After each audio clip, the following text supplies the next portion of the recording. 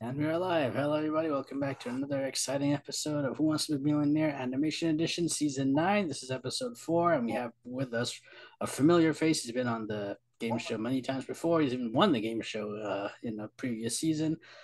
We have an animation lover, a film fanatic, as well as film critic, a blogger, you name it, he's done it. Mr. Sean Nasuti, how are you? I'm doing pretty good, man. How about you? I'm doing well, sir. Thank you so much for coming back. I always enjoy having you. You're a fun contestant, and we have a good time together. Always, hey, great to be here always. And for anyone who's new to the game, who hasn't seen these before, could you introduce yourself? So, my name is Sean Nasuti. I am a freelance film critic, and since 2012, I've been operating my own blog called Rhode Movie Corner. Shameless plug now. That's rimoviecorner.blogspot.com. Admittedly, I don't post as often as I've been doing the past few years, but it's still a regular thing that I do. I do reviews, I do retrospectives, top 10 lists, stuff like that, depending on what I'm working on. You know what I mean? I know what you mean, and I'll definitely put links to that below. And this is your, I was looking at the stats, this is your sixth appearance on the show, so thanks for keep coming back. Oh, absolutely. Like I said, it's been quite a ride here over the years. I've like I said, as you noted, I was one of the champions a couple years ago. As usual, I came back the following year as as the as the expert story. So like I said, I always happy to be here, even if someone else takes a pride, even if someone takes my crown. No, I'm kidding. No, I'm kidding. I'm not gonna be that guy. But it's always just They'll fun go, to be here, they'll go especially all because Thanos on them. I am inevitable. Well, thanks, Sean, for coming on. We appreciate having you. And for everyone who's new to this is a 12-question multiple choice game show about anything, even remotely in the field of animation. As long as Sean keeps getting questions right, he goes higher up the ladder. Once he gets one wrong, that's the end of the game, and he leaves with the last number of points for the last safe haven. He has 3 lifelines to help him 50-50, gets rid of 2 wrong answers, a phone a friend. If he chooses, he can call someone for help or an Ask the Expert. This season, our expert is Mr. Stanford Clark, a film blogger, Disney lover, film critic, and the winner of the game show last season. So I've asked him all the questions this season. Sean can see how he answered, decide if he wants to go with that or not. And if he gets to the 32,000 point, there's a fourth lifeline, a double dip, which gives him 2 chances at answering a question. If no one gets to the million, the top 5 will come back for a round 2. So that's where Sean will decide if he wants to walk away with a high number or, go for the gold and see what happens. Sean, are you ready to play Millionaire? I am ready. He's ready for the 6th time. Can you see my screen? Just give me one moment. It is loading, and there we go. Awesome. While this loads, it's taking a good old time for some reason. There we go. There's the millionaire screen. And again, this is your lateral points. Remember, the yellow ones are your benchmarks. Once you get to those, you can't lose them no matter what. And Alrighty. everyone, this is Stanford Clark. Sean has read this already. You can pause the video to read this yourself, but check out his blogs at Movies Past and Present, as well as Animation Fascination podcast. Sean, Mm-hmm. let's start. All right, 500 let's do points. this. Let's do this. Which animated Nickelodeon television series features a Latina girl with a love for going on quests and has a monkey friend named Boots? Is it Dora the Explorer, Mika the Sika, Abira the Pioneer, Finella the Travella? I gotta start by saying, the way you said Mika the Seeker almost sounds like you're from my neck of the woods. You're from New England. Is just that got, I just gotta go park that car and have it yard, which is not, they just gotta but drop that R, huh? exactly. But thankfully, this is a pretty easy one. That's going to be A, Dora the Explorer. Final answer. And nothing's final until you say final answer, so take your time. But I think you know your answer is correct. Good job. Well, to be fair, if you remember that one time I did like a Peter Pan question and I nearly That got is it true. wrong right there. And, like anyone who knows me knows I'm like I usually miss up on getting the Studio Ghibli question. So for me that would have been worse. I'm like, hey, what's this? Oh, crud. Well, it was the Studio Ghibli question or How to Train Your Dragon, which you said you never watched. And maybe have you watched them now or not yet? I'll just once again go into a shameless plug now. On my blog, I've been doing a series of retrospectives on all the DreamWorks stuff. Okay. I most recently did one on the Kung Fu Panda series. So I'm starting off by going all for all the franchises. So I did Shrek, I did Madagascar, I just did Kung Fu Panda. So next will be How to Train Your Dragon. Awesome. Finally, we'll get to that. Of But course. for Dora the Explorer, did you grow up with this? Because this was a little after my time. So first, I didn't have Nickelodeon, so I didn't really grow up with it, but I was, Yeah. familiar with it and the culture. And just what the imprint it left on culture. Okay, so if I'm right, I was about maybe like five or so when this first debuts, and back then, I didn't back then. Like I said, I mainly watched a lot of Nick Jr. growing up. Blues Clues. Mm. Trying to remember some of the other stuff. I can't remember. I'm suddenly blanking. All I can think about is Blues Clues. I was a Blue's Clues guy but too. So but yeah, Story the Explorer is something I definitely did watch all the time growing up. When I was in the Manic Junior phase. If anything, I helped me learn some basic introductory Spanish, which admittedly is mostly all I know at this point. I'm gonna see myself out. No, okay. But yes, so that was like like I said, it was like it was one of the most familiar for my generation, like kids who grew up during this time, very young kids. This definitely was a very common show, like for us. So yeah, and it's clearly, like I said, it lasted very long. If I'm right, it was one of the longest running Nick Jr. shows. It might be actually the longest running. I have to look at that up if we're talking yeah, I'm like not Nick sure. Jr. stuff. But anyway, of course, then it also it's got translated to a live action film in 2019, and against all odds, believe it or not, that film, Dora and the Lost City of Gold, surprisingly much better than it probably had any right to be. Actually, Okay, yeah, I haven't seen it yet, just because I didn't care much for the original show, so I wasn't that excited to see it. But if yeah. you say it's better than what I'm expecting it to It be, like well, I mean, let's put it this way: there actually is a sequence where they do like a full on animated sequence. And obviously, the movie's oh, live action, but there is well, actually, to explain the sequence is they accidentally come across like some mushrooms that, in a way, make them like hallucinate, and it ends up like going all the way back to like the animated series. So you do have like a moment that pays tribute to that. And like I said, and also again, but the funniest thing is that there's one point where Dora imagines like Boots actually talking like like he does in the show. He's a in the show is obviously a fantasy show. It's like he talks regularly, but in the context of the movie being a live action movie, he does not. But he actually does at one point, and believe it or not, he's voiced by Machete himself, Danny Trejo. wow. It is kind of funny. Yeah, exactly. Like Dora's reaction in the movie when that happens, I was saying right here, I was like, what the heck? Well, I think I got to see it for that. Boots by Danny Trio, but that's Yeah, something I Machete. just gotta I gotta experience for yourself to actually Like I experience. said, so it's like I said, everyone thought, Dora and stuff like that. But it's actually not too bad for like a kids movie. Like it again, yeah, I know, like I said, something like this really shouldn't have worked, but kind of did. Well, oh, that's great. Then that's a plug for anyone out there who hasn't seen the movie. You can go check it out and let me know what you think. Yes, And yes. Sean, you're doing amazing. Next one's 1,000 points. I have to remind you, if you get it wrong, you can go down to zero. That's never happened before. It almost happened with you, but we're not going to make it happen again. Let's go. 1,000 points. Well, that depends. It's a question about Peter Pan. I don't think so. The animals, Alex, Gloria, Melman, and Marty, in the animated 2005 DreamWorks animation film Madagascar, originate from a zoo in which U.S. state? This is Wyoming, New York, Michigan, or Missouri. Well, if you'll allow me to quote, "All hail the New York Giants! New York Giants!" Sorry, sorry. As soon as I saw the question, I couldn't resist. No worries. So, of course, you got from my little quote there, the answer is B, New York. Final answer. That retrospective sure did help. Your answer is correct.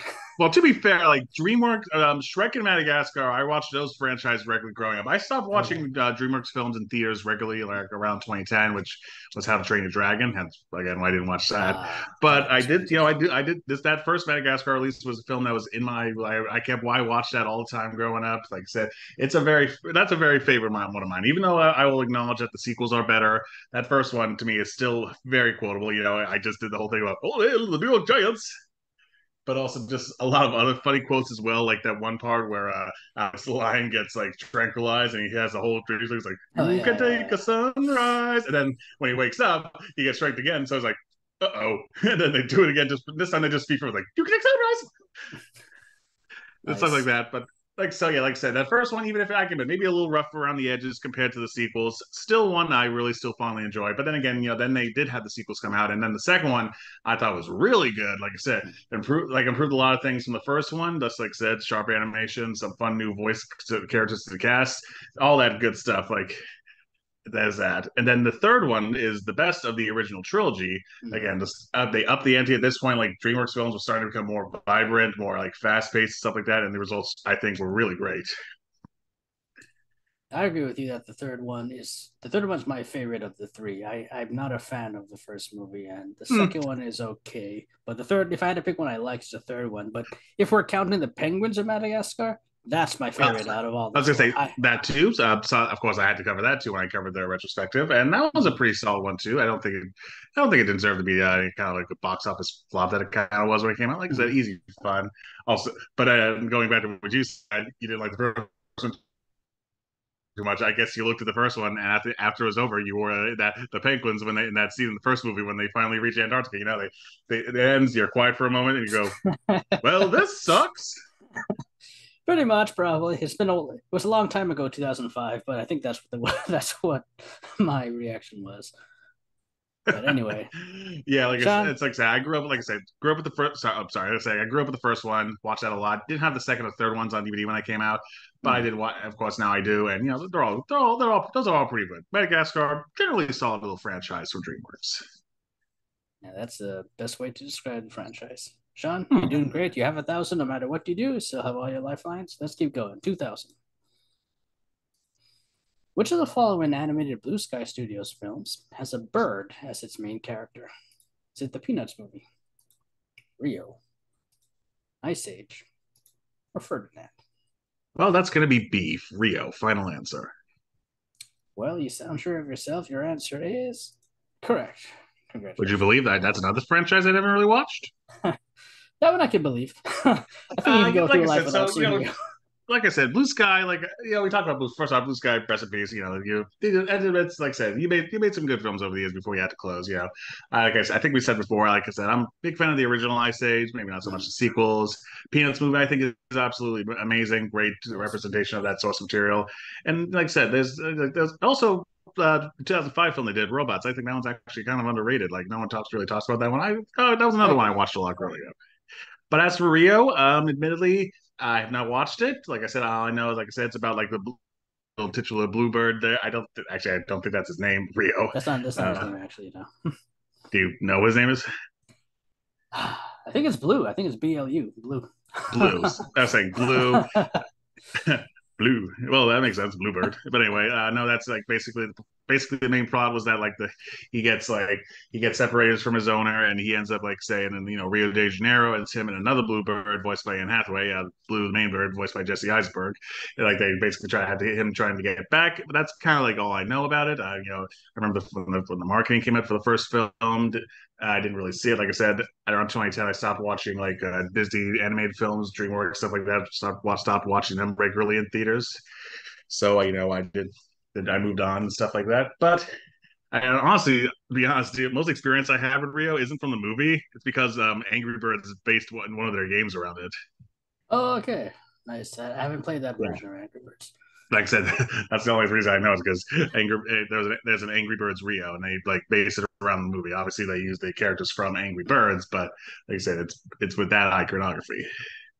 Okay, awesome. Yeah, Rio. It's not one of my favorites of the Blue Skies films. The Peanuts movie is, and I do like robots a lot Venus as movie well. for the So, win. yep, Peanuts movie for the win. Exactly. Sean, you're doing amazing. 2,000 points. Let's get you further. 5,000. What is the tiger Shere Khan afraid of in the animated 1967 Disney Canon film The Jungle Book? Is it loud noises, quicksand, fire, or darkness? That'll be C. Fire. Final answer. You're just whizzing through these without any hesitation. Your answer is correct. Yes. Shere Khan to me is my favorite Disney villain. I love Hmm. him more than all of the. I think it's because I like his character design and I like his voicing by George Sanders and I just like the suaveness and suavity of his character. So I really Ooh. love that. Yeah, Shere Khan definitely a pretty classic like Disney villain as far as like the old school Disney animated films are concerned. Wait, if he's scared of if he's scared of fire, but the image looks like he's actually happy about it. It's like fire, and that's my attempt at doing a Shere Khan impression because you have to have a really deep baritone voice. Yes, I I mean I admit could. this is a misleading picture, but yeah, this is he was frightened before this. Oh, exactly. But yeah, Shere Khan, and then they bring him back for the sequel, voiced by Tony Jay, who's probably the only person I think who could take over from George Sanders for that role. But Oh yeah, oh yeah. That was me trying to go from George Sanders to Tony J. Impress. question, but everyone knows who Joey Joy voice is as far as Disney is concerned, especially in the early 2000s. Oh, well, that's the 90s, but okay. Well, actually, Okay. Jungle Book 2 came out in 2003. I remember because Correct, correct. Yeah. I remember because I did see that in theaters actually because that was actually one of the rare films by Disney Toon, the direct to Yeah, to video go to theaters. department that actually did get a proper theatrical release. That seems like so long ago when they would do that. That was 20 years ago. Wow, I feel so old. You damn kids get off my lawn. What are you talking about? I remember days when those movies came, movies like Return to Neverland came out in theaters. You What is weren't there, this? I was. What is the streaming nonsense you keep talking about? You kids and your Disney Pluses. Back in my day, we had the vault. Exactly, exactly. Sean, you're 3 away from the next benchmark. Let's keep you going. 10,000. Excellent. What animal does Queen Eleanor transform into in the animated 2012 Pixar film Brave? Is it a deer, a hare, a squirrel, or a bear? I'm sure you were like, oh man, I wish there was like one more that I could have everything end with like an ear thing, because you had this one squirrel there, but this was like deer, hare, bear, squirrel. Well, apologies to any Scottish viewers here, but the answer is a bear. Final answer. We at the animation combination do not endorse any bad accents on the show. But yeah, hey, I'm part Irish. Well, that's true. No, I take it back. It was a great accent. Your answer is correct. Oh no, it was bad accent. That would be funny. And actually, to be fair, I didn't even realize that they all ended with air until you pointed it out. I just that's me. I tend to know stuff like that. That's wonderful, though. But yeah, the what did you think of Brave? I know this is a film when. So when Brave first came out, I gotta be honest, I was a little underwhelmed by it. I wasn't. I don't, for the record, I don't. I'm not one of those people who has like the super heavy high expectations for Pixar films. That at this point, like this was their Brave was their first film after Cars 2 was their first film to actually get a poor reception from critics.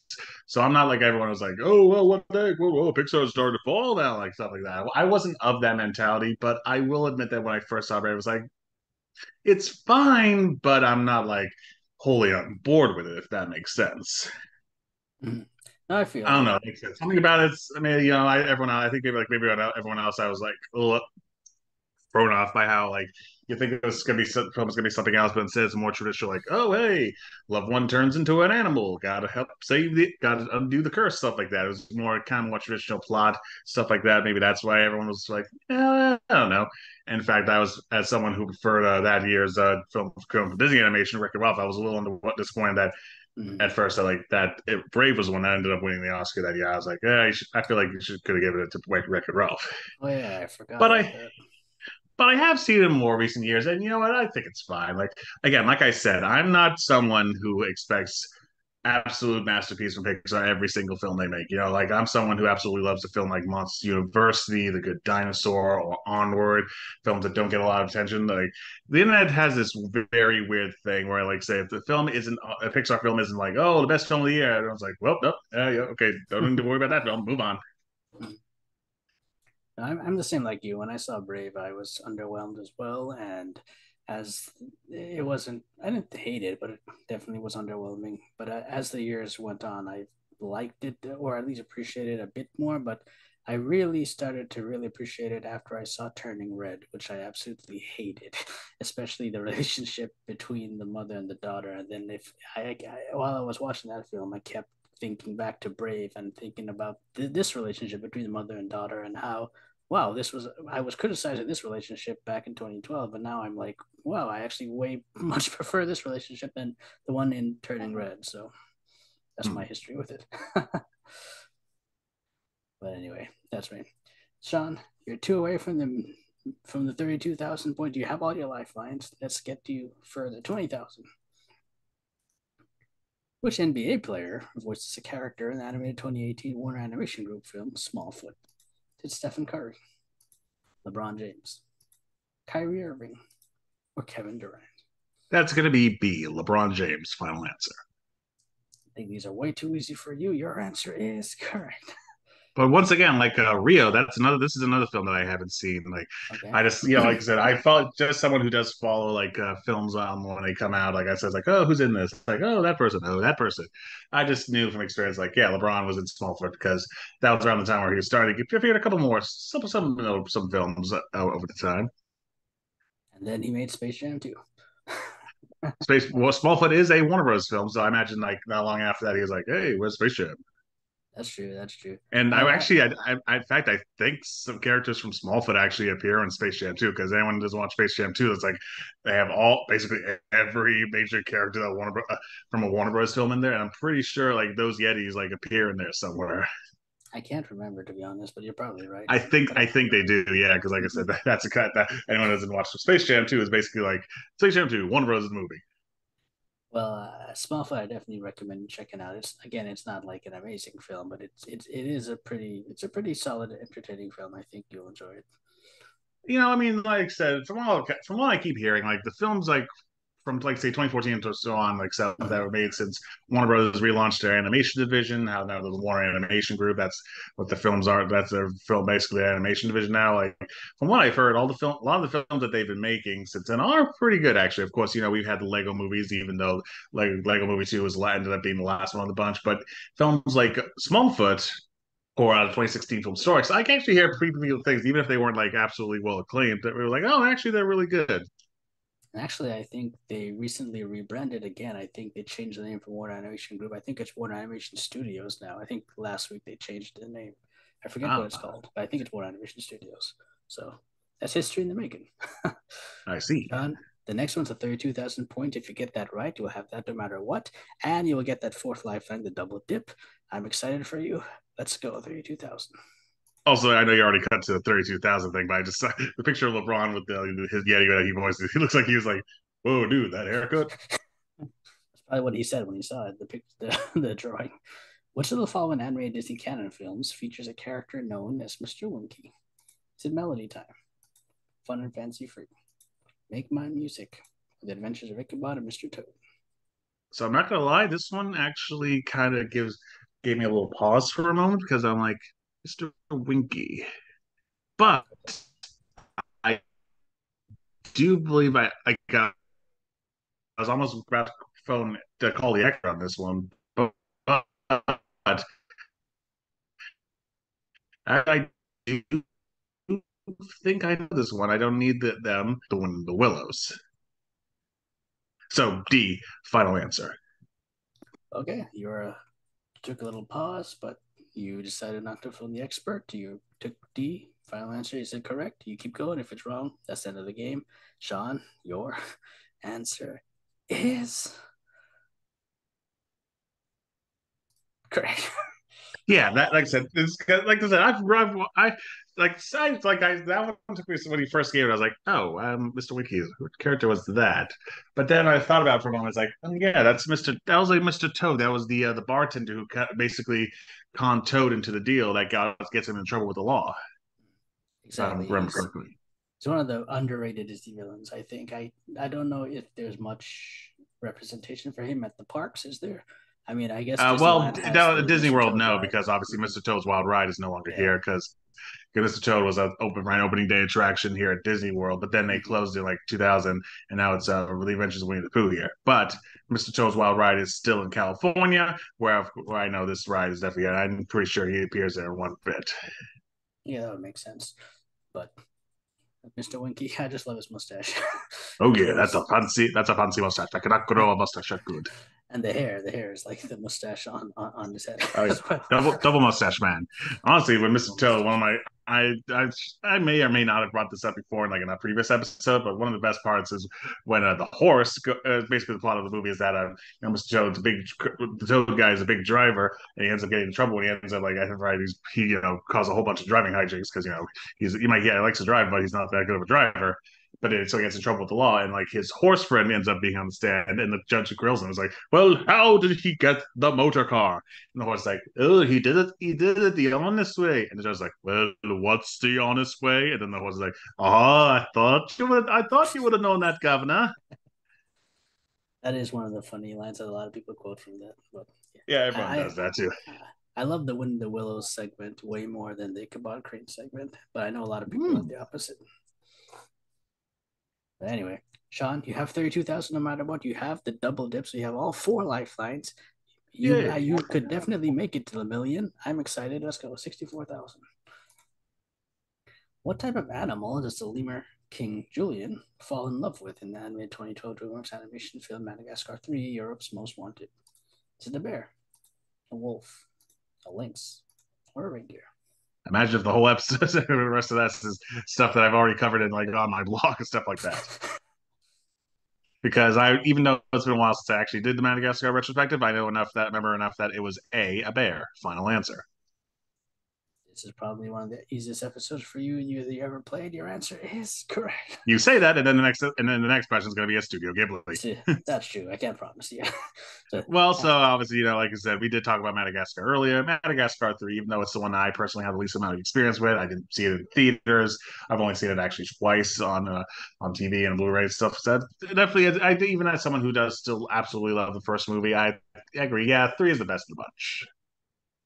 totally agree. And I realized that I didn't plan it this way, but this is the episode with two bears. We had bear as the answer twice so far. Ah, It was the brave question and then this one. So so that's going to be the title of the episode, the bear episode. the bear episode. There we go. That's the title. So Sean, you're four away from the million. You have all lifelines. Let's keep going. 125,000 points. Which Studio Ghibli film? Which of the following was not written on the list given to the henchman Bat Fidget in the animated 1986 Disney canon film The Great Mouse Detective? Which was not on the list? Was it tools, screws, gears, or uniforms? Well, this is actually I'm gonna have to use my lifeline because while I have seen every single I say I've seen every single Disney animated film. I haven't seen the new one yet.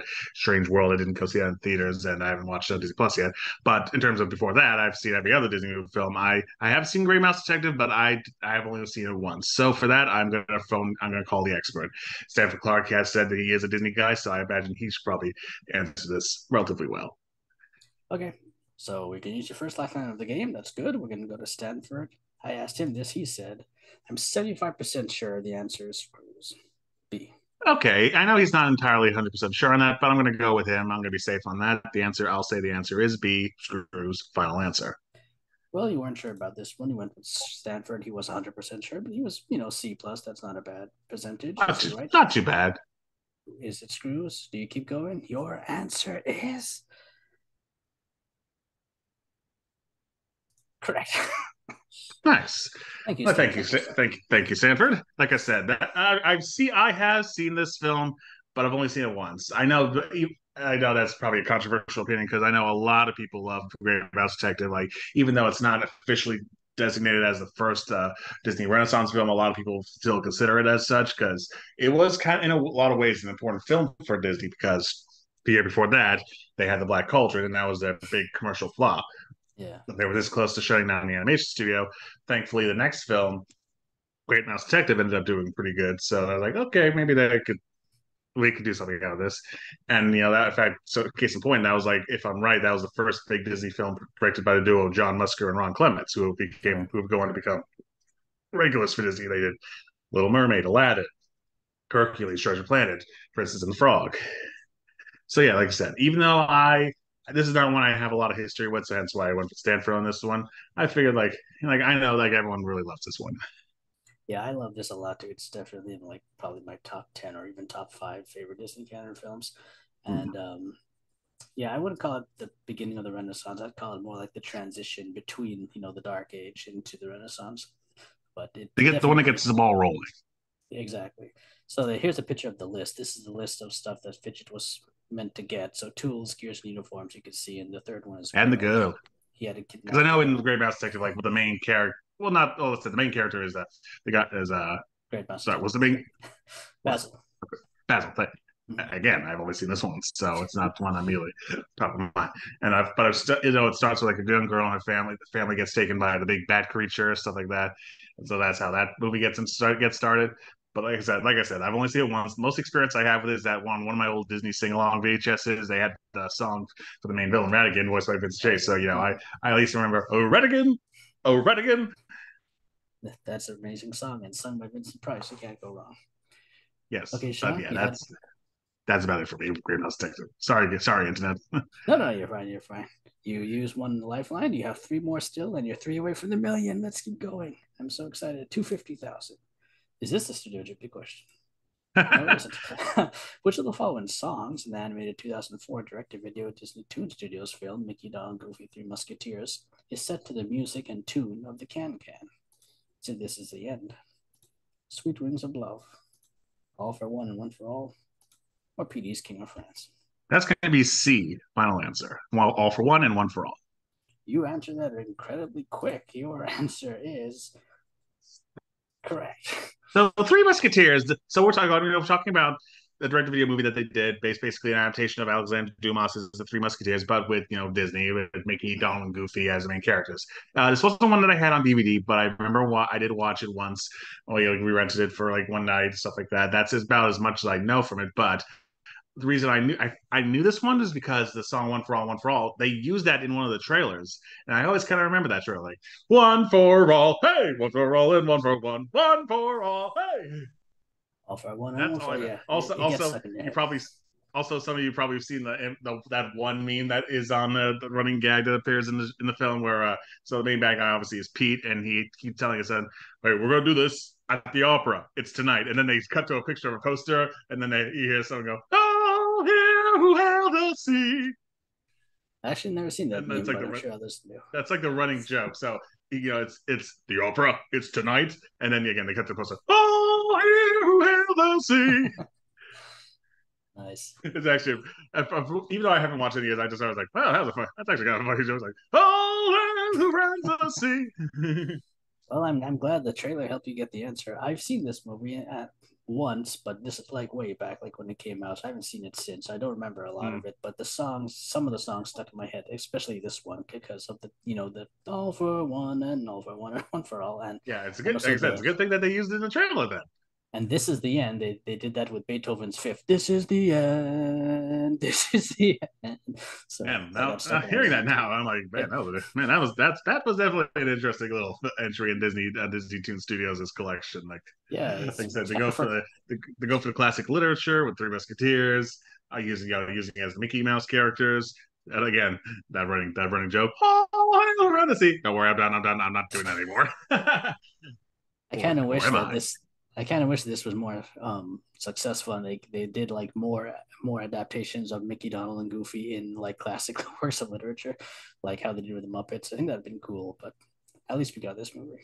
I'm actually kind of looking now. It's like, oh, I'm actually surprised they didn't do something like, say, have like the Donald Goofy like an animated version of Kingdom Hearts like a movie or something like Yeah, that. Because this is like well, right around when the first two games came out. So that's true. I didn't realize that. Wow, Kingdom Hearts has been out for a while.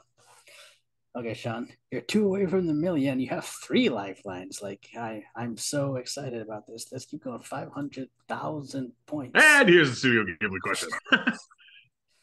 Oh, in anime 1985 Disney Channel film The Black Cauldron. What is a Gwyphint? Is it a form of currency? An inscribed stone, a magical sword, or a dragon-like creature? I think I might have to call Stanford again. Who knows if he's seen this movie more than once, but he said he's big on Disney animation. Maybe he does. Do you want to use Stanford? Yeah. Okay, you're using your second lifeline, which is your second expert. We're going to ask Stanford, and he said, I'm 80% sure the answer is D, a dragon-like creature. So he's even higher Okay, than the other one. so you know what? I don't want to keep using every lifeline in one question, but if again, this time he's a little more confident on this one, so I will. I think I'm going to go with him. I'm going to take the D, dragon-like creature. Final Final answer. answer. Well, I'm very excited for you because your answer is correct. Yay, Stanford! Thank you, Stanford. You sure That did. could be a double meaning because some people might think I'm celebrating the college. Yay, Stanford! That's true. That's true. Could be a double meaning. So these are the Gwythians. They're like dragon-like creatures that the Horn King sends out to find the pig, and when he The one escapes from kind of the looks like the one on from the the left kind of looks castle. like Maleficent. Yeah, it does have very Maleficent like vibes. So Black Cauldron, we discussed it earlier with Great Mouse Detective. That was at that time, that was the biggest critical and financial flop that Disney Animation ever experienced. Anyone who doesn't know about that film, like I said, so it's an adaptation of a fantasy novel called The Chronicles of Prydain by I forget the guy's person's name, but like they wanted to adapt it, and they at Lloyd first Alexander, I think. Lloyd Alexander, thank you. At first, the animators were doing a little bit more darker than most Disney films, but at that Disney's then CEO, Animation's then CEO, Jeffrey Katzenberg came in, did a test screening of it. It went infamously bad. Like kids were just scared, absolutely scared of it. And to be fair, even now with the final cut that did come out, this is definitely a dark film with some stuff, especially if you've seen like some of the deleted stuff and what happens. Most notably, I always know that there's one scene like a guy gets just like slashed with a sword and he becomes like a skeleton or something like that. Like, Mm-hmm. damn. So yeah, like I said, they had to. Katzenberg ended up cutting out a lot of stuff, and the way that he was like Michael Eisner. Then I said Katzenberg was Disney's then CEO, but no, it was Eisenberg. That was Michael Eisner. Kaiser. Katzenberg was more like the VP, if I was right, the head of the film division or something like that. Even then, the final film when it came out, it was not critically much of a flop. As such, I gotta admit, this is not one. This is one of my least favorite Disney films. Like, it's not like my absolute number one worst, Yeah, but it was it's like I said, I my problem I think with this film is that I think first off you could definitely see the cuts. Like yeah. there are some stuff that isn't properly elaborated on, stuff like that. So that's the big problem I think. It's one of those movies that you could tell that what got cut because it's noticeable. I will give it credit though, because yeah, it is like again, there's to be darker than most other Disney films. Horn King is a pretty intimidating villain, especially because he's voiced by John Hurt. In general, it's just a really, yeah. It's like I said, it has some definitely good animation, but like in general, like I said, I think like I said, it got hindered a lot in post production, so not one I regularly watch. Like I get why it's become gathered a cult following in the years since then, but not one I go back to. I feel I don't hate it, but again, like you, it's not it's not in my the top half of the Disney kind of ranking for me. But I feel it could have been something really good if it was being made in like a different era of Disney's history. Like if this was during the Renaissance era, I feel maybe they could have done something good with the source material and actually made like a real solid fantasy kind of film with it. But I think it's because of the when in history they made this. I think that also affected it. Yeah, though it is interesting. This is kind of a side point. As anyone who's watched the YouTuber Disney Park, well, I say Disney Park, but more in general theme park reviewer, Defunctland knows. Like he did a video on in Tokyo Disneyland. They actually had like an attraction that was in part based on Black culture, and basically in Tokyo Disneyland, their castle underneath the castle is like their own attraction where like guests walk through like the castle dungeons, and Mm-hmm. they're set upon by all like a lot of Disney villains, like the evil queen from Snow White, Maleficent, and the last one at the end was actually the Horn King from Black Cauldron. Which is surprising. It's an attraction that has widely been actually been cited as one of the most darkest Disney attractions ever, which is interesting. Like I said, like I said, I know this is a plug, but I recommend checking out that video. Like it's the Funkland Magic the Castle Kingdom Tour, Haunted Kingdom Tour, something like that. It's a really interesting video, especially to see what that is. Because I gotta admit, even if maybe I would have been too scared of it as a kid, if I'd ever gone to Tokyo Disneyland then and gone to that, I was like, this is actually kind of cool little thing. No, I agree with you, and I definitely recommend the channel itself, Defunctland. I think that's a really well made channel, and the guy does a lot of research on that. Yeah. Anyway, Sean, before we had started this game, we were talking about the million points, and you was asking me if anyone's ever made it to the million before. And Sean, my friend, you are about to see the million point for the first time, I think, for you. And the good thing is, which is, it's kind of what's the word? It's calming and refreshing for you. You have two lifelines. You have the And most 50-50. importantly, the ones The ones I you have have. the 50-50 and the double dip, So, well, I which think means we're not gonna say anything yet, but well, it's about to go I think down. I think you know what I'm thinking, and I know what you're thinking. So let's see what's going to Let's happen. not waste any time. Let's go to that $1 million question. Well, million points, just to be clear. I ain't promising anyone money. Regis slash Meredith Vieira slash Terry Crews slash Jimmy Kimmel, whoever's the host now. Million point question, sir. And you have those two lifelines. Here we go. What was the last animated Disney short to be directed by Walt Disney himself? Was it Mickey's Service Station, Golden Touch, The Robber Kitten, or Who Killed Cock Robin? Man, how they been? Man, he's actually a real one. I managed to get away with that. It's like who killed what? Who killed what? Robin now? Well, here's the thing. Like I said, Disney is my main wheelhouse when it comes to animation. But I admit I don't know a lot about like the old classic shorts. Even though actually, this is kind of timely because they just recently announced they're going to add a whole bunch of the old school Disney shorts to Disney Plus. Actually, believe it or not. But even though this was a Disney and stuff like that, so I'm gonna have to use the lifeline. So let's start with the 50-50. You can use the 50-50 and get rid of 2 wrong answers. And here we go. What's left is a Golden Touch or a Cool Killed Cock Robin.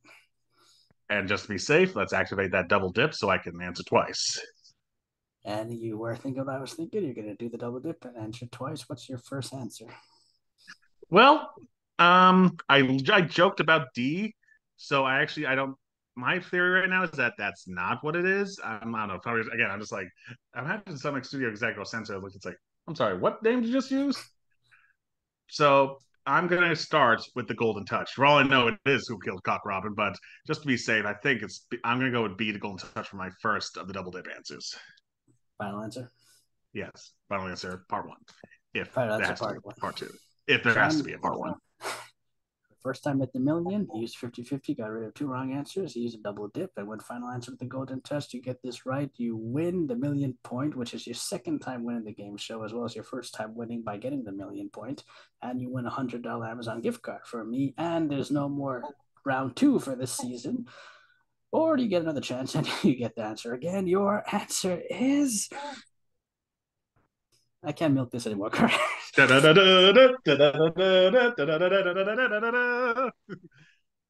Sean Nasuti, you are a millionaire. Woo! Yeah! Okay, world!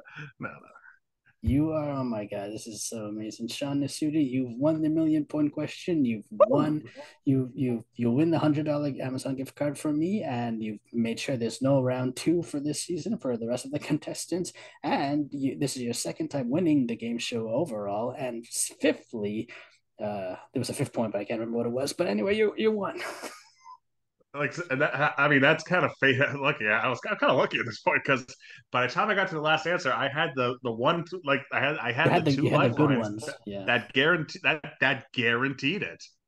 Exactly, and I'm glad you thought of it too, because if not, I was thinking, should I tell him or not? But I'm glad I'm Like, glad well, that was you did. easy.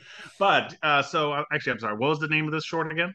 The Golden Touch. So this was about it was the King King Midas, Midas. obviously. Yeah. Now he has all Um, he has gold power. And he's like, hey, I could never try to turn gold. Yay! And then eventually like, oh wait, actually that's not a good idea. and the story goes that Walt Disney was like so disappointed with this, and that Huh.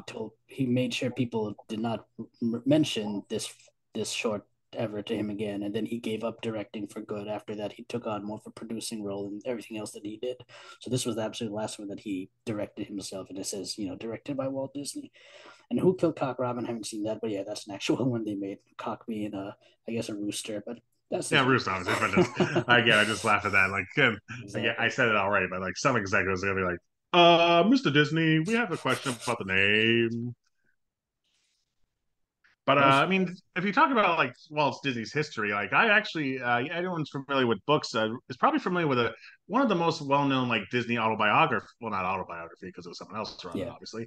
But Bob Thomas, who wrote Walt Disney an American Original, like that is a very well-known like Disney biography. I have like the original print, well, not original print, but like yeah. a few years ago when I first moved down here to Florida, I bought the Disney book in there, and I've had that one ever since. But they actually just recently re-released it, Yeah, the new updated 100th edition of the book. Disney 100 one. And Yeah, heck, not only do I have the audiobook on Audible, which I've been listening to a lot recently, I double dipped and I got the new version of that book as well. So awesome. actually, both versions of that book are in my shelf. That's on my TBR. I haven't read it yet, but it's on my TBR list. Sean, I don't know what to say, but you've won the game show, and very early on, I think you're the earliest contestant to win the game show. This is only episode 4, so Hmm. uh, for anyone watching, we'll still have the rest of the contestants, but they won't be around too. So we're just going to see if anyone else will get to the million or not. And Sean, again, like I said, I'm excited for you. I'm glad you're the second person to win twice, and Hey. uh, So hey, in that case, when you start next year, season 10, yeah, I'm guessing. Well, as I said, yeah, I'll be back to do that next year. I'll be as next year's expert.